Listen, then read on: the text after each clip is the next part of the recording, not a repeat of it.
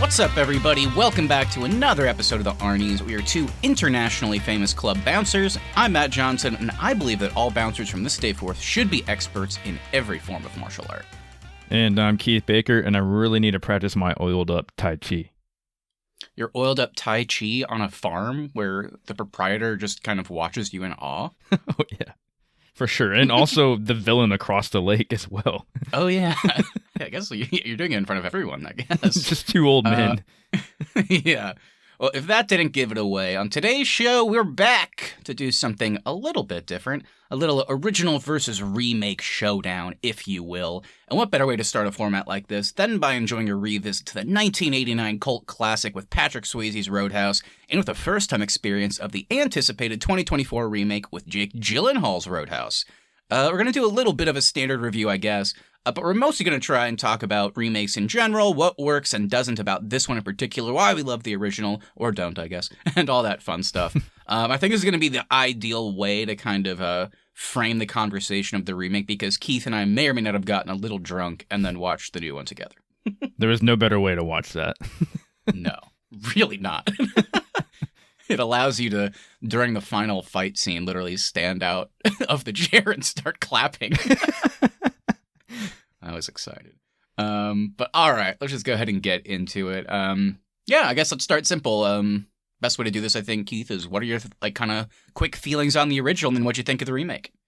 Yeah, I rewatched the original to prepare for this episode. I'd only seen it, I think, once all the way through before, and I had never watched the original up until I want to say last year. I kind of went on an 80s I guess action tear. So I was watching like Point Break with Patrick Swayze and Keanu. Yep. And then after that, I was like, you know what? I've never seen Roadhouse all the way through. Let me give Roadhouse a watch. And finally watched all the way through last year. And I was like, what a crazy movie this is. It's so wild and ridiculous. Like, you can't take it too seriously. There's just so much about it. I know we're going to dive into later some of the funny stuff about it. But I do think it is a good movie. And then, rewatched it to prepare for this episode. And I loved it even more on the second viewing. And then going into the remake, I was, whenever I heard about the remake that was coming out, I was like, oh God, Jake Gyllenhaal is going to be doing a revival of Roadhouse. Like, he's going to be the Patrick Swayze character. That's crazy. I didn't know what to think of it. I'm like, is he the right person for this role? Is there somebody else that could play this role? How are they going to do it? Like, is it going to be based in Missouri again, or is it going to be somewhere else? Are they going to have the exact same characters, or is it going to be like a completely different adaptation? Yeah, but just quick thoughts on the remake. I really liked it. It was kind of the same feelings from the original. I mean, I can't take it too seriously. It has a lot of ridiculous moments in it. The acting is hit or miss with some people. But yeah, overall, it was just a fun time. And I like that they had some stuff in the original placed in there, but at the same time, they kind of made it their own as well. So, yeah, that's where I'm at. What about you?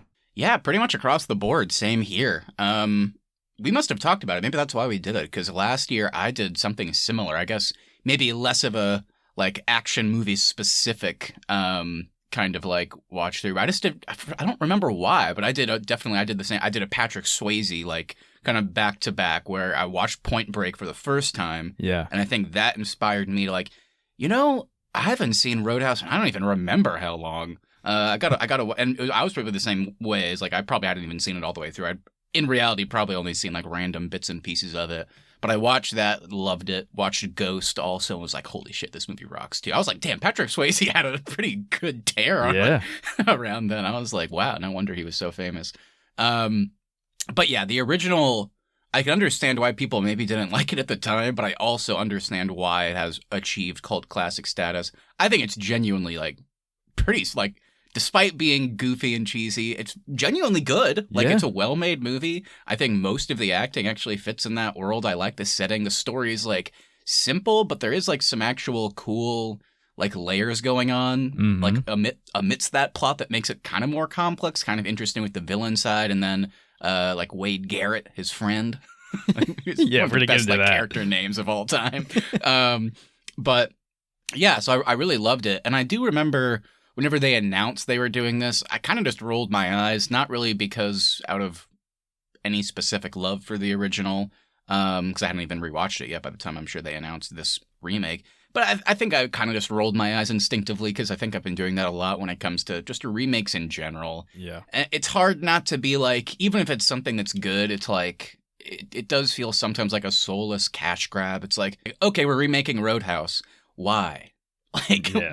what's the benefit there? Are you really going to top Swayze? Are you just going to tell the same story? Kind of the same questions you were asking. And I actually think Doug Liman and Jake Gyllenhaal and the team did a pretty smart thing where, yes, I think it's fair to say, I think beat for beat, it's probably maybe like 80, 85% just the exact same beats and story of the original. A lot of the side characters fit into the same, like, roles. Like, there's definitely some one-to-one comparisons there. But I think they changed enough with, like, the setting aspects of the story, the ending, some character dynamics that it made for an interesting watch. And it was just so much fun that it kind of feels more of, like, an adaptation than kind of, like, a lot of the standard remakes we get. Yeah.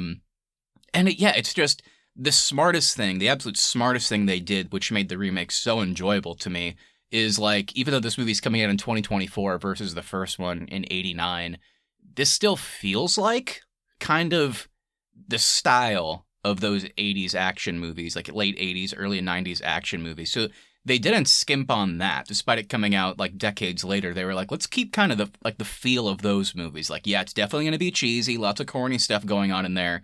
The action's going to like surprise you at times. You'll go from like a really goofy, like laughing scene to like somebody's getting like eaten by a crocodile or like gruesomely impaled or something, and you're like, oh my god. And that's just how like those movies operated back then. Like there was like the cheesy romance with them, like the brutal violence and stuff, and this one really rides that line in a good way. And I think Jake Gyllenhaal, I think, kind of proved like it doesn't really matter if he's better than Swayze. I don't think anybody would have been better than Swayze in this role. No. But he definitely did it justice, I think, and he ended up being a really good pick. So yeah, I think this is fun. For someone that's a bit cynical when it comes to remakes and those kinds of things these days, I think this movie, like, earned its stripes. And I'm kind of sad that, I guess, like, kind of last minute, because I know Doug Liman, the director, was boycotting the movie, because I guess he was under the impression that this was going, straight to theaters. Like, this was going to be an opportunity, like, for, like, you know, like, maybe, like, a big franchise start or something like that.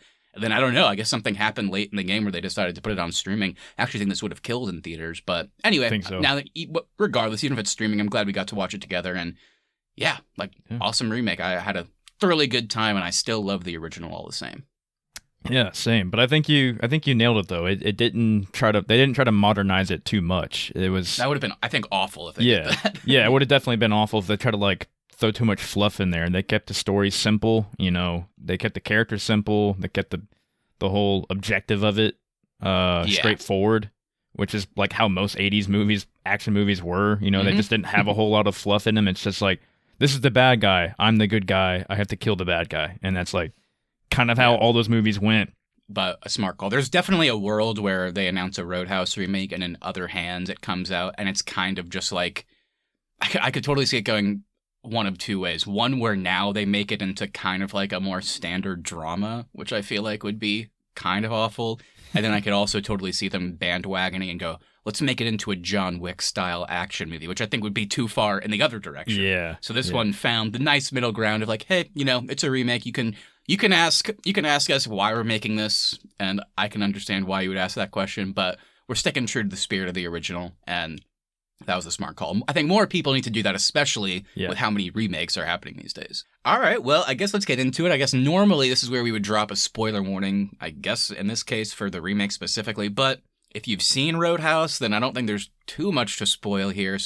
But I'll just say it anyway. If you were planning on watching Roadhouse and you haven't gotten around to it, from this point on, we will be talking everything spoiler related. We're also going to be talking about the original in full context, but I think before we get into spoilery territory and kind of the main part of our conversation, I would just say this movie is definitely worth watching. And I think will you have more of an appreciation for it if you watch the original? I don't know. I could actually see this going both ways. I think you could watch the remake first and then go back and watch the original. I think you could watch the original and then kind of get excited for the modern version. But either way, I think both movies are absolutely worth watching. So if you haven't, and maybe you've been thinking about it, maybe you saw trailers for the new one or something, definitely watch both. I think they're really worth it. Yep, I would agree with that.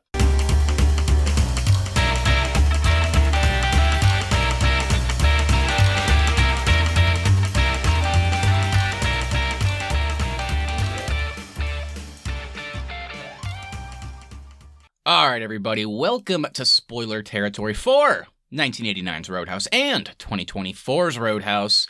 So usually we do some cast and crew talk. I guess we can do a little bit of that here before getting into some receptions. I think there's some funny things there.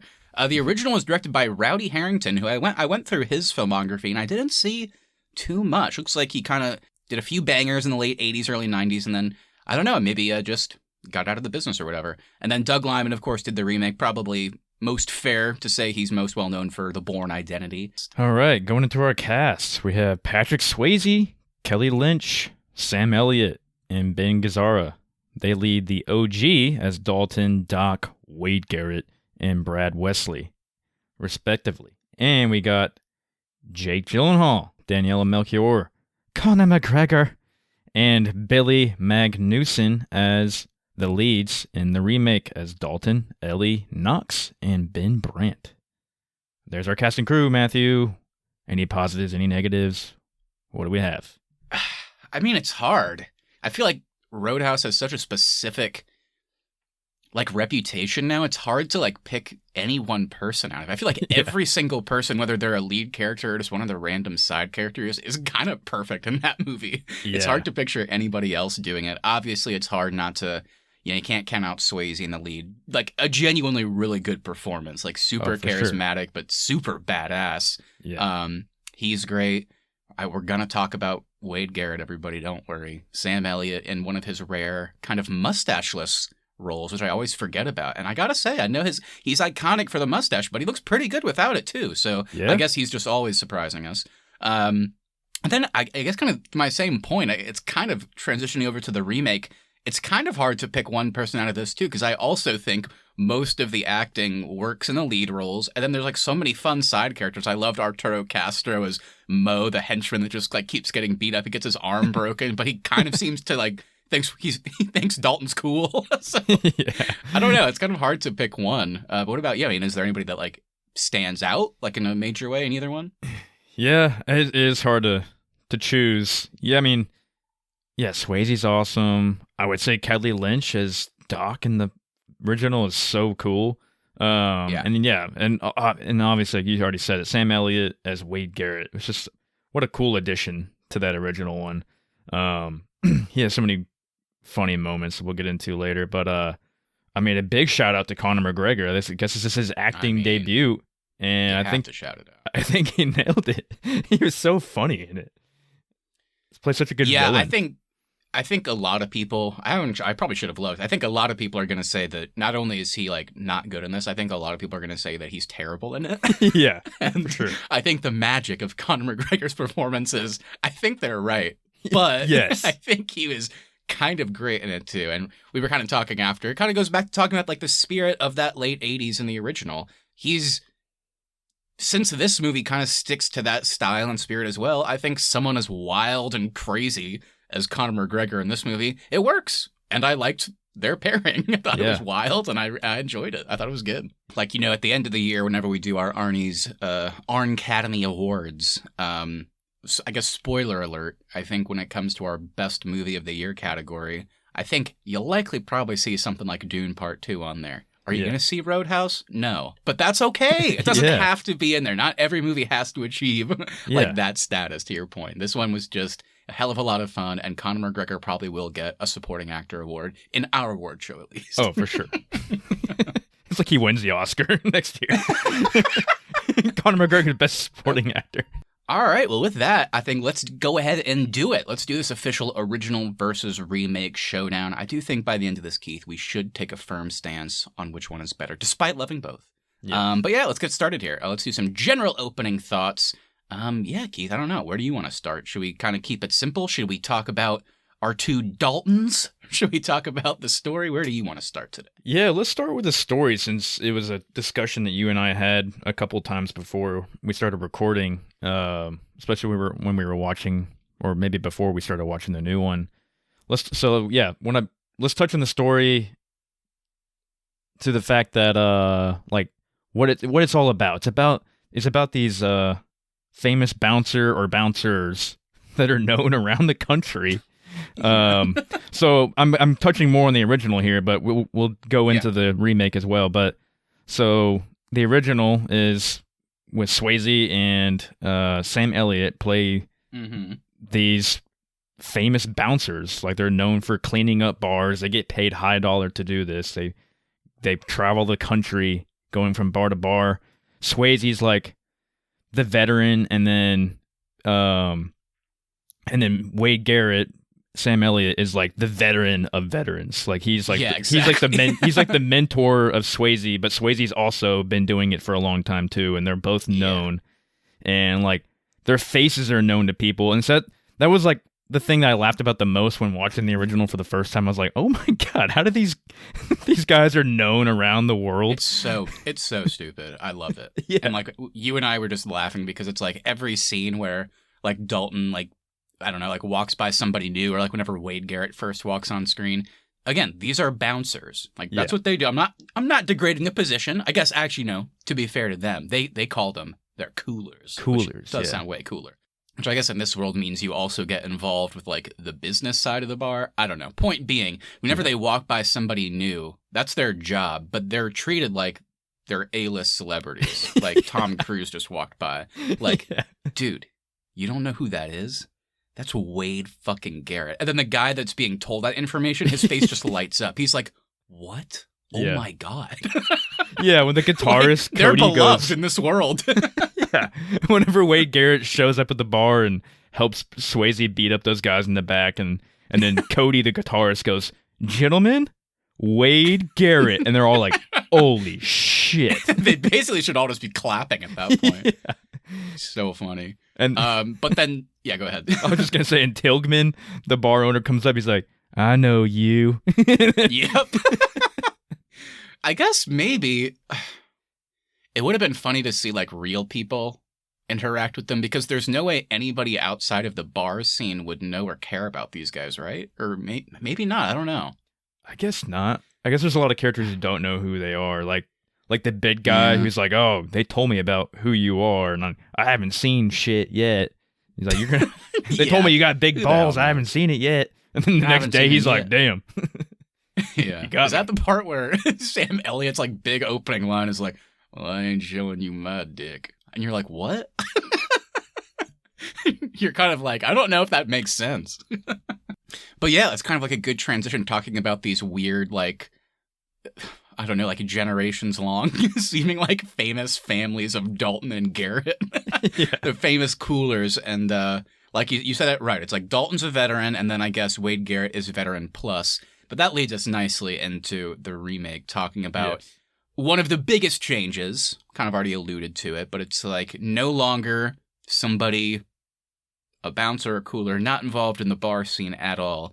The choice to make Dalton, in this version, Elwood Dalton, a UFC fighter, and I guess kind of still like a veteran status. So if original Dalton's like a veteran cooler, then this one's a veteran UFC fighter. Yeah. That, of course, runs into some trouble that's kind of oddly, I think, at times in the movie alluded to in these dream sequences. And you're like, wait, so he did just murder his friend? That's interesting. But anyway, yeah. So what do you think of like kind of the change of, because it has implications on the rest of the movie, and that kind of affects like what side character you can kind of bring in, because you no longer have the bouncer cooler aspect, and now he's this fighter. So what do you think of that change and all that good stuff? Yeah, I think it was a good change. But they kind of kept it in the same format, I guess, because the original, Swayze had his like PTSD from murdering some guy in Memphis that they talked about. He's like, "Don't bring up Memphis." Oh, yeah, and that's like, right. And remember, Wade Garrett's like trying to like talk him out of his like dark path. He's like, "You got to forget about that. That's in the past. Like, you didn't mean to do that."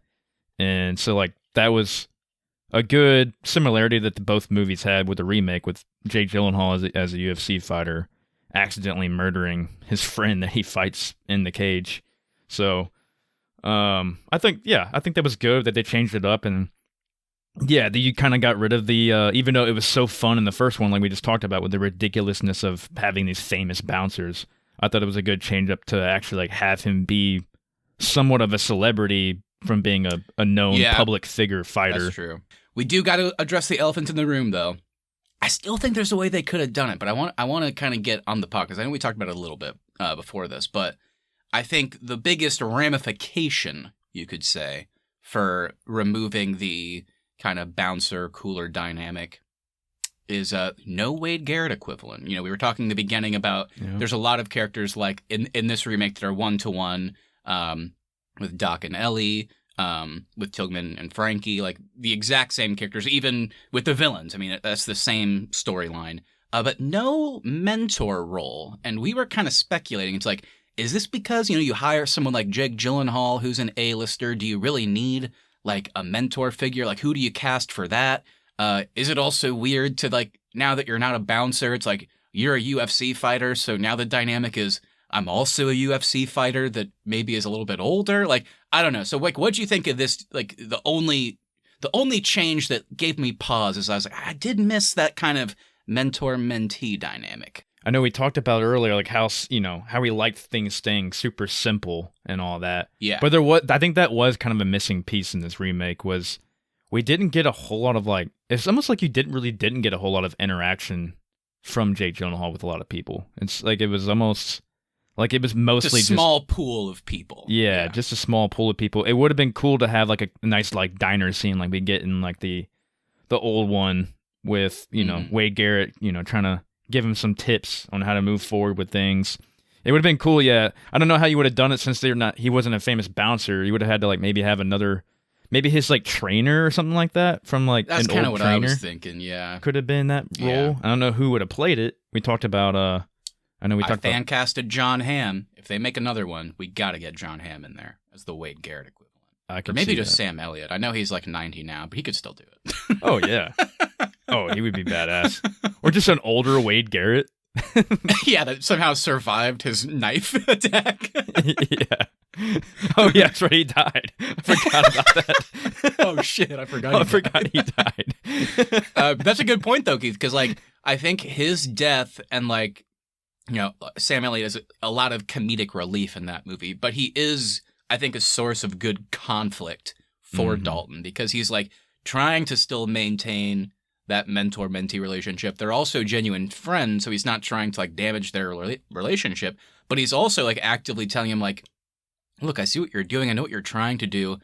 I just got here, but you are clearly already, like, way too in deep in this job. Like, yeah. I understand, like, our dynamic, like, what you're trying to do is a cooler, but looking at, like, how these, like, villains are antagonizing you, looking at you with this relationship with Doc, like, you're in too deep. Like, so it's kind of like a good push and pull. He's trying to be a friend, but also trying to make him understand. And I think in a lot of ways, whenever you look back at the end of the movie, he was probably right in what he was saying. Obviously, it has a happy ending. It turns out okay. But I think Wade Garrett was kind of right in a lot of ways. And in this remake, there really isn't any of that. They kind of use these PTSD, like, dream sequences as, like, the thing that's, like, kind of like the push and pull, maybe making him want to leave, maybe making him not get too attached. But the only, like, I think kind of lame thing about the remake, because they didn't even, like, follow through with it, is the Wade Garrett equivalent is this daughter-father team that run this local kind of bookstore that kind of becomes something that he gets attached to, and then the villains, like, burn it down. And I was like, oh, shit, if they killed them, then I can understand, like, okay, so this is the Wade Garrett equivalent. But then they didn't. But so I guess that was why they put it in there. So it made me wonder, like, do we really sacrifice, like, that, I think, a more interesting relationship with this kind of bookstore scene that we revisit, like, maybe 3 or 4 times super quickly? So I'm not saying either was bad, but it did stick out to me that the change from Bouncer to UFC maybe impacted some of those, like, kind of character dynamics. Yeah. Yeah, and you mentioning the bookstore, I guess that was like the equivalent to Red from the original. Red's like convenience store that he had that Wesley ended up burning down. So yeah, you have, I mean, we can kind of jump into more of like the villain side of things if you want to. Yeah, we should. Yeah, I mean, you have in the original, you have Wesley, who is like seems to run the town of Jasper, Missouri. Like I guess he has like a stake in like almost every business there somehow, and and he is almost like a mob guy in a way. And then you have That's what it seems like. Yeah. And so you have like Red, you have the car dealership guy in the original. You have all those people who have their businesses that are being destroyed by him, I guess for whatever reason. I was laughing my ass off rewatching the remake. I was like, why is this guy trying to destroy all these businesses? The businesses he gets a cut from, I guess he was trying to. They didn't want to give them. They didn't want to give him their cut anymore. I guess that's why it was. But and then you have Brant, who's like this weird. Yeah, it was so dumb. But then you have Brant, who's I guess the Wesley equivalent. And I thought it was kind of cool that they did make him a younger character. They didn't, he mentions his dad, who's like the money guy, but it seems like almost like his dad is actually the Wesley equivalent. Yeah. And he's just like, this is kind of like, yeah, to your point, in terms of making sense, the Brant storyline makes way more sense. It's not about taking cuts. He is just trying to buy up or wipe out the businesses in this area so he can just kind of have a monopoly and build this resort he wants. Makes a lot more sense. Yes. But I think you're right. There was some good moments in there having him be a younger guy, having him be a son of kind of like a Wesley type guy was interesting. And then, yeah, I mean, in terms of like other villain talk, there's some other one-to-one comparisons we could do because I guess the first one was kind of known for that too. I mean, there are a lot of villains in that movie. Like, yeah, I guess you have Wesley as kind of like the main guy, but then there's lots of tiers. You have the guy that gets his throat ripped out, iconically, who is probably the next big bad. And then you just have tons and tons of henchmen. And this movie kind of has that too. But if we're going to compare villains, then we got to bring up the Conor McGregor of it all. Oh, shit. So where do you even start with this one? Because I always really enjoyed, I can't remember his name, I should have looked it up, but the guy that, I'll just call him the throat rip guy, who was like that. He was like, if Wesley was kind of like the businessy type villain, like he's not the villain that you're going to fight hand to hand. No. Like you're going to win. But the throat rip guy was like the one that was going to actually give Dalton a tricky time in the action scenes. Yeah. And they definitely replicated that dynamic in the remake, as well as having Conor McGregor be the guy that's gonna give Dalton pause, because every action scene up until that point, Jake Gyllenhaal has had quite literally no issues with anything. And I did like how they kind of just I do like how they did kind of make fun of the remake with some like small little things thrown in there, like the next morning after like his first night there, everybody's like, "Hey Dalton, hey, good morning Dalton," and he's like, do y'all have a town meeting or something? Like, how does everybody know my name? Whereas in the original, everybody's like, dude, that's freaking Dalton. He's like, yeah, that's me. I'm Dalton. And he like, he knows that he's like a hot shot. Yeah. And then you have the throat punch guy, I guess would be the McGregor equivalent in the original, where he's like super, I guess, acrobatic and well-versed in martial arts.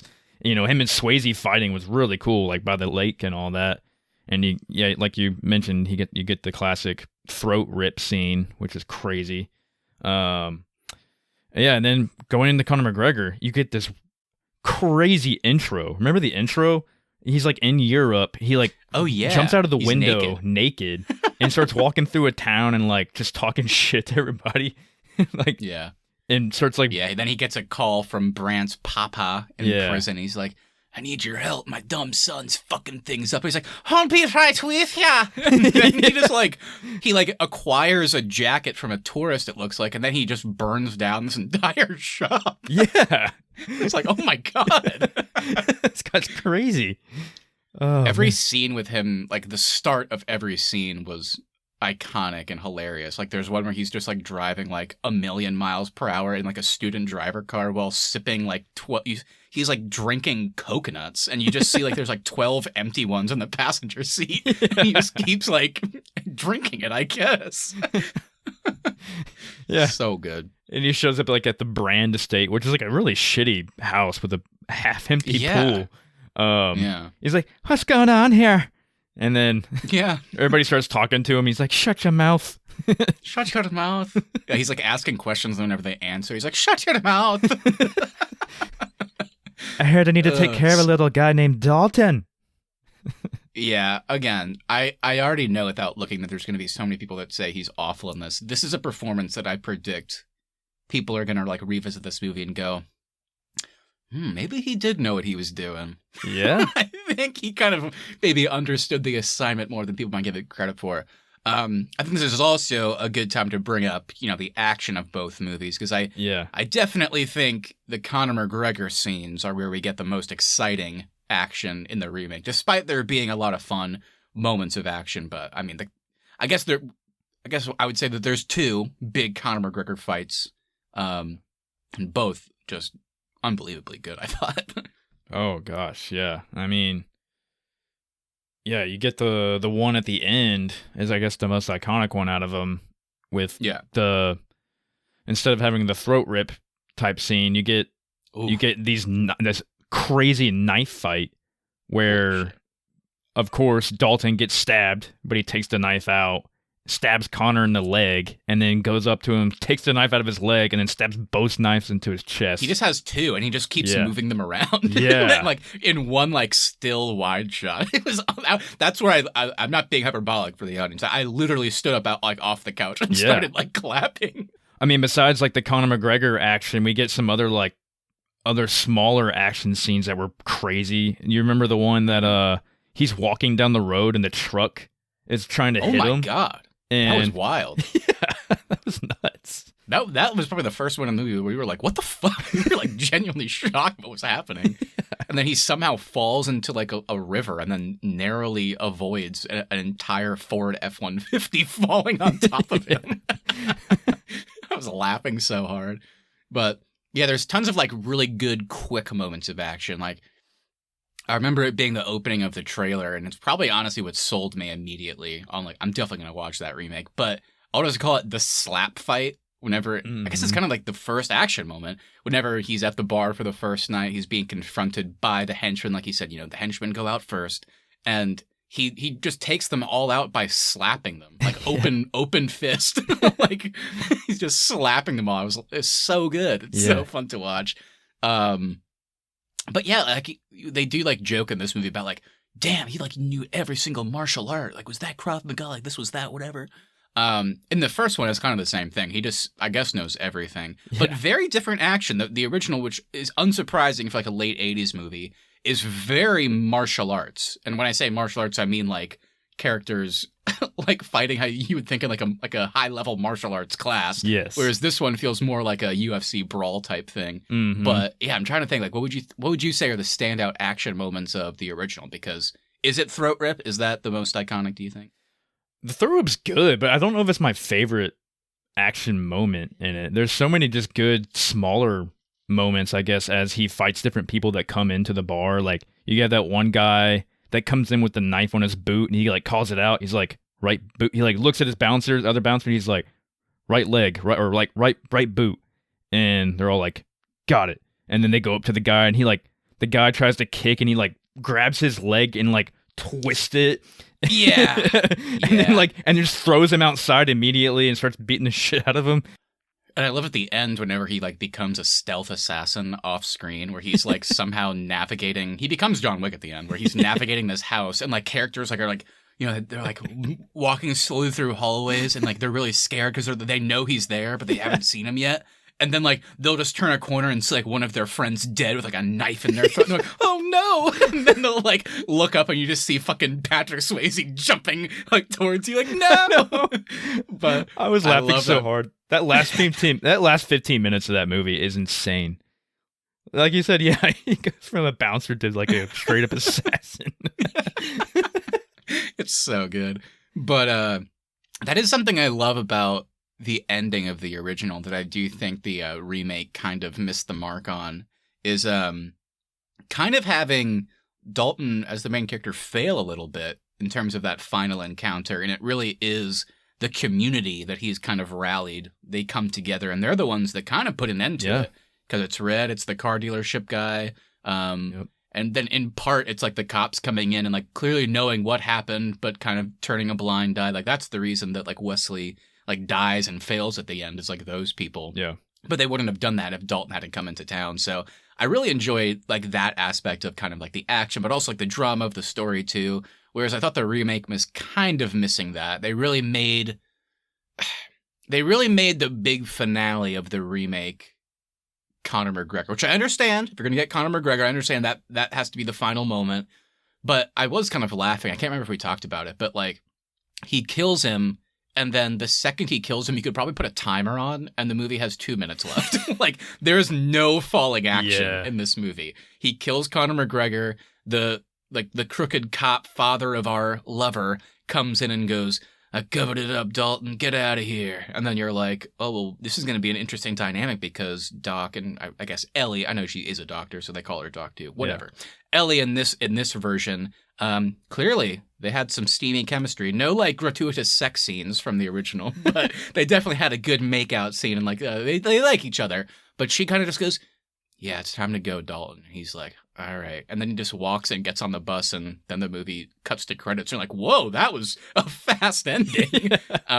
So I much preferred like the original kind of having that community aspect of defeating the villain and then him staying in town. And you're like, these two kids, they're just crazy enough. They might be able to make it work. Dalton and Doc. Yeah. But yeah. Yeah. It was a weird ending for sure. Yeah, because you almost didn't get enough build up with him in this version of Doc at all. Like you get that the one like they go out to the sandbar scene and they're like hanging out, I guess, and they make out a little bit, and like you said, they don't get like the classic oiled up 80s sex scenes.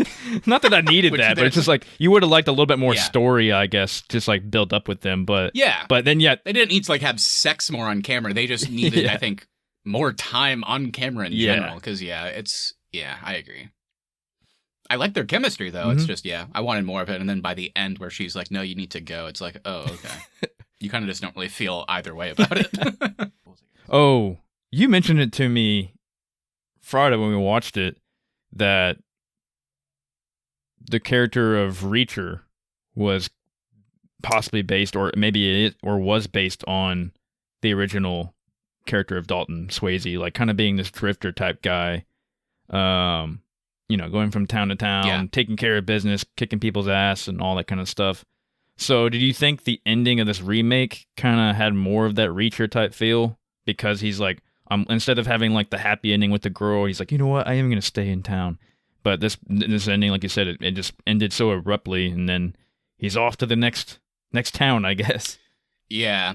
I can't remember where I read that, and now that I'm thinking back on it, I don't remember if that was something that was like Lee Childs, the author of Reacher, if he said that like publicly, but I don't remember. I think regardless, part of the conversation is like it was said like, I think, Lee Childs has talked about like loving Roadhouse and maybe taking inspiration of that type of character and creating like a fucking 30-book series that's still ongoing, by the way, for Reacher. It's become this dynasty. And then, they made a couple Tom Cruise movies out of it. And of course, now you have the Alan Ritchson, also on Amazon Prime, so a little connection there.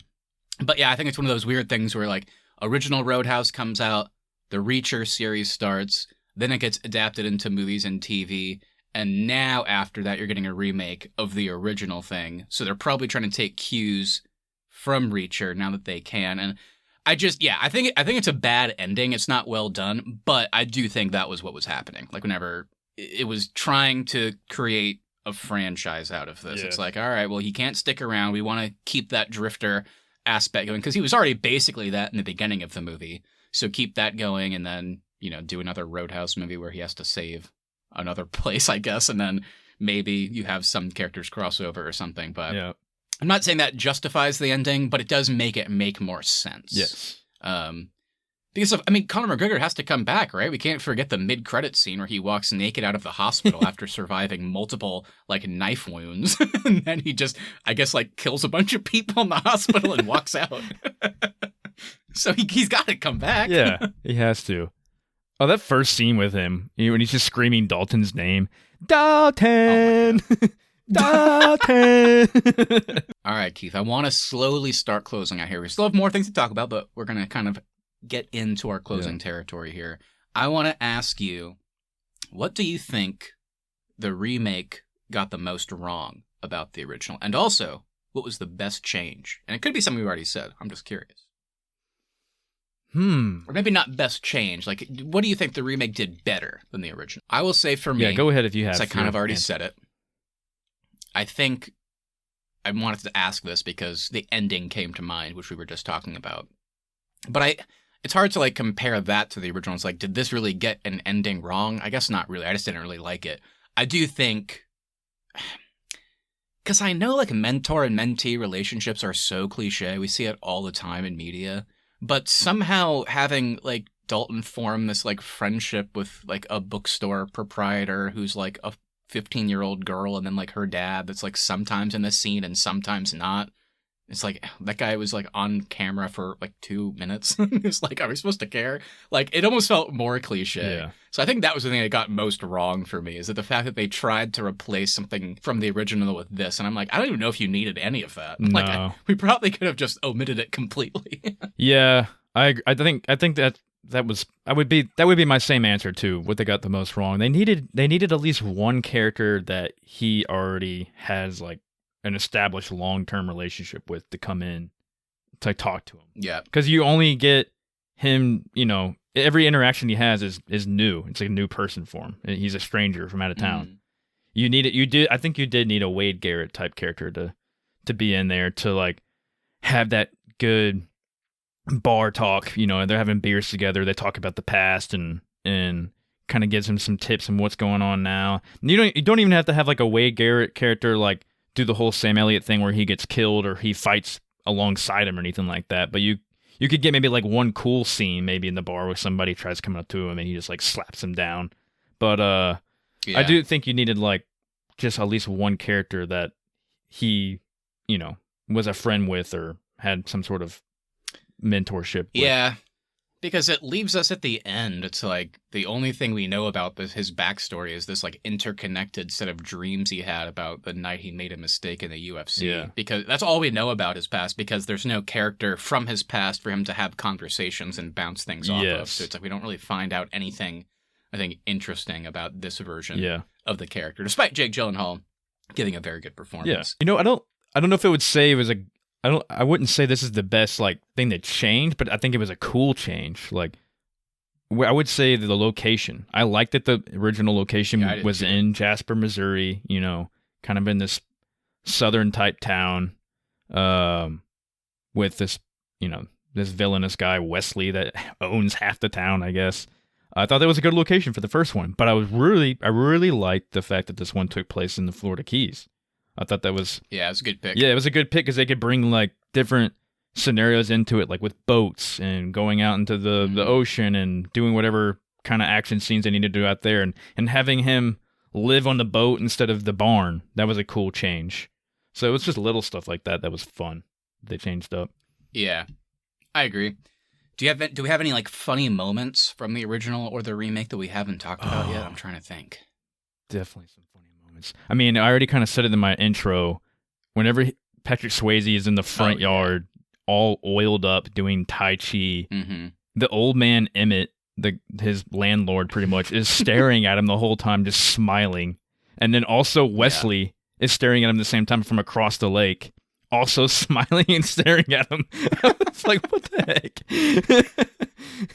There's so many good, like, montages in the original. They're, like, kind of funny by today's standards. I love when, like, characters are trying to have, like, a serious conversation with him, and then he just, like, starts, like, he's, like, all oiled up and starts, like, climbing a rope in the barn or something. So, like, characters are like, I'm trying to talk to you. And he's like, I need to work out. Hey, mijo, I need you to come over here. Hey, mijo.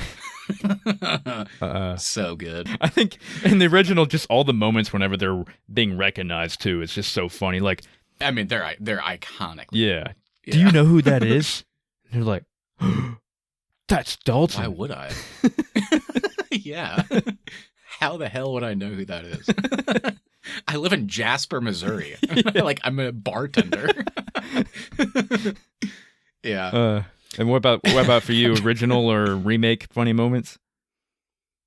Yeah, I'm trying to think of some more. I know there's, like, some in the remake right now that I'm forgetting. I mean, I guess we alluded to it. It is just on paper really funny that we go from the henchman trying to kill him on the bridge with the truck to make it look like a drunk driving accident, he says, and then immediately cutting from that. Jake Gyllenhaal is still wet to he's now back in his boat, and the guy's just there with a shotgun pointed at him. And within 30 seconds, that scene ends with the man falling into the water and getting eaten by a crocodile. I mean, pretty funny. Yeah, that was funny. And then, like, the police are there the next day with, like, nets and everything, trying to recover the body if there is a boat. And like the mysterious, like, boat master is just like, they're not gonna find it. Yeah. Crocodiles hide their food. And that becomes, like, a weird, like, recurring joke throughout the movie. I don't know. Yeah, that old man just keeps coming up on the dock. Hey, better watch out for that crocodile. It took my dog. It's like, okay. Yeah. So good. But yeah. Also, there's that one, whenever they're on the boat, the yacht, or maybe not the yacht, but like one of the boats, and they crash it into the roadhouse, and Brant's body just goes flying off the boat. Oh my God. I thought he died there. I thought he died but he somehow did not. He just landed on like the soft, like leafy roof, I guess. Yeah. But he ragdolled out of that thing. We were also laughing at like the villains asked Dalton to like bring like this money to the boat so they could save Ellie, and then he just shows up and he just like he looks like he's like high on mushrooms in this scene. He's just like, what money? I gave it to him. And they're like, how dare you? Gotta stop fucking with me, man. And then Brant's just like, well, actually, I did kidnap your daughter. And he's like, what? It's like such a weird like quadruple cross like moment. And Jake Gyllenhaal is just like acting so loopy. I love it. He's like, whoa, I gave the money to him. Was that the scene that we were like comparing to Ambulance, but him being like creepy? Remember there was one scene where we're like, that was so creepy. God. Was that the same scene? Or was it something different? I think it must have been. I'm not going to remember, but yeah. You did. You were the one that reminded me that like last year we watched Ambulance and talked about it on an episode. And I was like, oh man, that moment was like Jake Gyllenhaal was diving back into the bag that he was in an ambulance. Yeah. And he brought that out for a couple seconds. Or his Nightcrawler role as well. Just super creepy. A little bit, yeah. Yeah. Yeah. But yeah, lots of funny moments from both of them though. Definitely. McGregor, coming out in the mid-credit scene. I mean, every scene with him is like a laugh out loud funny in both like good and bad ways. Bad in the sense that I don't think we're supposed to be laughing at some of them, but you do anyway, and you have a great time. Got his Irish accent. But yeah, all right, Keith. So here we go. You got to put the verdict down. I think based on this conversation, we both agreed that the remake, at the very least, it justified its existence. We were skeptical upon hearing about it, but it came out. We had a blast watching it. We'd be even open to more. So one of the rare remakes that I think does a good job adapting the source material, keeps the spirit, making some good changes here and there, maybe misstepping a couple times, but nothing too bad, and just being a super fun movie. But I want to know, Roadhouse, 1989, Roadhouse, 2024. I'm not even going to say which is better. If you want to answer that, you can. But I just want to know, I'll just put it as simple as I can, because it includes a lot of parameters. Which would you give first place? I think I'd have to give the original first place. Even though, like you said, this remake did such a good job of giving us a good time, just like the old one. I think the original I think it was just cut better, edited better. Like there was the perfect amount of each category of what you want in a story, like as far as action, drama, romance, character development. I think it just had it wrapped up in a better package. Whereas this remake, while it was still fun for all the reasons we mentioned, it was definitely missing a few things. Like the ending was kind of abrupt. You didn't get enough of the romance, no build up with the doc, lacking the mentor type character to come in. So for those reasons, I think it's going to fall behind the first one for me. But I think they're both movies though that you can just put on and have a good time with. The rewatchability is there for both of them for me. I can definitely see putting the remake on like at a party or whatever in the background, just as a fun watch. Oh yeah. Or in even the original. Absolutely. So. Mm-hmm. I agree. I think the first one gets first place for me as well. I think it's better, but I also found it more enjoyable in its own way, not because it's the original, just because I think there's a bit more of like a nice magic to that one. And I think it might be for the things that you just said. It might be because I think there's more good romance stuff in there. There's like a mentor-mentee relationship that does a good job of like informing you, the audience, about Dalton's kind of maybe his background, so it kind of makes him more interesting. Yep. Yeah, but it's not like there's a wide gap between these two. I thought the remake was an absolute blast, like I said. But I think this is a case where the original still holds the candle. Yeah. I think this is a format that we like to play with again, especially with Austin whenever he gets back. He's going to be gone for a few weeks, guys, so get ready for some wild episodes. Keith and I like to have a ball when Austin's gone because he's our dad. So whenever Dad's away, we get a little wacky. Will there be another shitty movie night? Probably. Still trying to figure out what movies would be on there, but I still don't know if we'll ever. The combination of John Carter and Ambulance is still going to be hard to beat, I think. We're going to find a good combo. We'll find something. Yeah. I promise. We'll do our best. All right. Well, with that, thank you all so much for listening. If you enjoyed this episode, make sure you hit that follow button so you never miss our upcoming content.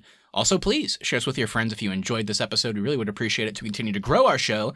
Please leave us reviews as well. Even if you don't want to write anything, leaving us a 5-star review over on Apple Podcasts, Spotify, wherever your podcasts will just help us out. At the Arnies is our social, and the Arnies.media is the website. We'll be back next Tuesday with another episode. Like I said, Austin's going to be out for a few weeks. He's enjoying some nice vacation time, well-deserved. So Keith and I are going to hold down the podcast for a little bit. We've been throwing around some new ideas, like we said, and maybe another shitty movie night. We're going to do some wild stuff. Will there be a Fast and Furious retrospective? Because Keith and I love it, and Austin won't let us do it because he hates it. Maybe. It's quite possible. But if you want to look back on our recent episodes, I believe our most recent one, Keith, was we did a review of Shogun, episodes 1 through 3, because that was what was out at the time. We love that. I don't know if you've stayed current. Got a couple new episodes to watch. I've been loving that. And then we also did Dune Part 2 recently. So if you want some movie review talk where 3 guys just gush about how much they loved a movie and can't wait for the next one, check that out as well. Yep. I need to catch up on Shogun. I got a couple episodes I'm behind on, but loving it so far. And lastly, we want to hear from you, so please send us a message on Instagram at the Arnies or email us thearniesmedia@gmail.com. What do you think of the new Roadhouse? Do you love the original? Will Conor McGregor ever act again? Anything you say we'll read on the show and react to it live on our latest episode. That's right, everybody. Hope you enjoyed this one. Have a great rest of your week. See you next time. See ya.